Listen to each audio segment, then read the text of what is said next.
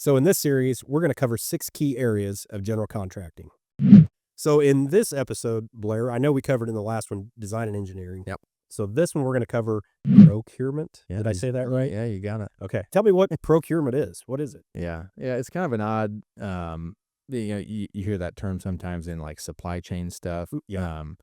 I think the way I would describe it is, this isn't the technical definition, but the gathering of things. Okay. For what you're about to do, right? If you need to fix the garbage disposal on your sink, you've got to go get some tools, right? Piping, right? Whatever you may need for working under the sink. Yeah. You would go to Menards, let's say, and you would procure, you would buy, gather, right? Get the things you need to go do the thing you want to do the job. Right? So that's procurement, right? Gathering the things needed to now actually go accomplish what you want to accomplish. So how does procurement tie in with general contracting? Yeah. So that's a pretty major role of a general contractor, is to gather the things necessary. Okay. Right. And so let's start even early in the process. Once we got done with design and engineering, kind of the first thing you're going to need to procure is all your subcontractor estimates. Right. You need to start gathering the information on, now that we got this thing designed and we know what we're going to be doing, we have a plan. Well, what's this thing going to cost? And so that's the first thing to start gathering. Yeah.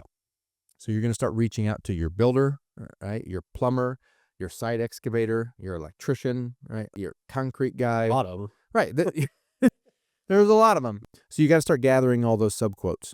And they have to relate back to the design and the engineering. They have to relate back to the plans, right, of the scope of what they need to bid.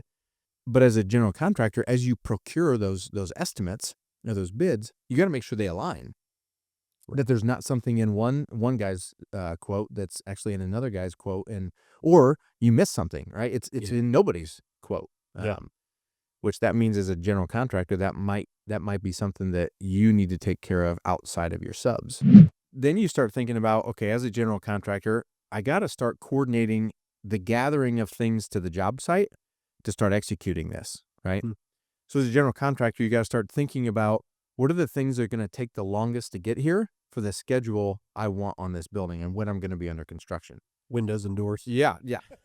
You leaned in for that one, right? It's normally what takes the longest. Especially if they're custom, right? You want a certain color, or they're, depending on the brand. So windows and doors, because they're a thing that generally can sometimes have a longer lead time item. They're a part of the outside, right? They're not an inside thing. You generally need them pretty early in the project. So it's a great example. So you need to be thinking ahead to what's going to take a long time to get here. In construction, we call that a long lead time item. Yeah. Right. So you got to be procuring those things, and you might need to be buying those things, writing checks for those things as a general contractor to get those things ordered and coming, because they take a while. So the other part of procurement is, as things start to arrive, you got to manage where they're going to go on the job site. I put into this procurement bucket like managing staging areas on site. Right. Yeah. So let's say those long lead time items start showing up maybe a week to a few days before everything's going to start kicking off. You got to have a place to put them. Yeah. Right. A good place to protect them in storage, or in your garage maybe, or, on a larger commercial site, a spot designated in the overall construction zone as to where we're going to put all these things. Because the other thing you got to start getting there is equipment. Right. And sometimes your subcontractors are going to manage all that themselves. Right. And so let's go maybe into the setting of a bigger commercial project. Sometimes a general contractor chooses to have a piece of equipment on site for material staging and movement, that as deliveries show up, they just manage the organization and the putting of those things in certain spots. Yeah. Okay. In our world, that might be a rarity, right? In our post-frame world, but that definitely happens on larger commercial job sites. Gathering the quotes, ordering the long lead time items, making sure as things start showing up, you got a place to put them, maybe even managing a bit of equipment needs around the movement and the management of those materials. I think when someone thinks about a general contractor, and they probably don't think about procurement, but they probably absolutely think about gathering quotes from other subs. Right. Yeah. That's probably a thing that most people would resonate with around general contracting. But I hope we're helping to see that it actually does go beyond that. Right. Like with what we talked about in design and engineering. Yeah.